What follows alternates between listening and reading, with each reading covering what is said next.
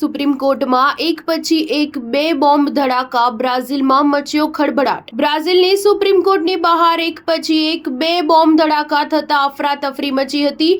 અધિકારીઓએ જણાવ્યું કે બ્રાઝિલમાં સુપ્રીમ કોર્ટની બહાર એક વ્યક્તિએ સુપ્રીમ કોર્ટની બહાર સ્થિત એક સ્ટેચ્યુ પર બોમ્બ ફેંક્યો હતો, પરંતુ તે બોમ્બ પાછો ઉછળીને તેની પાસે જ આવતા તેમાં તેનું મોત થયું હતું। આ સિવાય અન્ય કોઈ જાનહાનિ થઈ ન હતી। આ સિવાય સંસદના પાર્કિંગમાં પણ બોમ્બ ધડાકો થયો હતો। બ્રાઝિલના સુપ્રીમ કોર્ટે જણાવ્યા પ્રમાણે સેશન પૂર્ણ થયા બાદ સાંજે લગભગ 7:30 વાગે જોરદાર વિસ્ફોટનો અવાજ સંભળાયો હતો।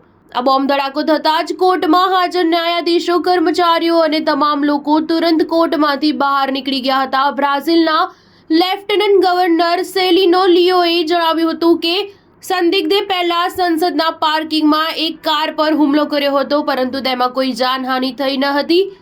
સ્પીકર આર્થર લીરા અનુસાર લિયોએ આ હુમલા બાદ જોખમથી બચવા માટે ગુરુવારે સંસદનું બપોરનું સેશન રદ કરવાની સલાહ આપી હતી, જેના લીધે મોટી જાનહાનિ ટળી હતી। બ્રાઝિલિયાના 3 પાવર્સ પ્લાઝામાં સુપ્રીમ કોર્ટની બહાર લગભગ 20 સેકન્ડના અંતરે વિસ્ફોટ થયો હતો, જેના લીધે અફરાતફરીનો માહોલ સર્જાયો હતો। થોડા દિવસ પહેલા બ્રાઝિલના મેસિયોમાં એક ઘર પર હુમલો થયો હતો, જેમાં 10 વર્ષીય બાળક સહિત 3 બાળકોના મોત થયા હતા અને 5 ઘાયલ થયા હતા।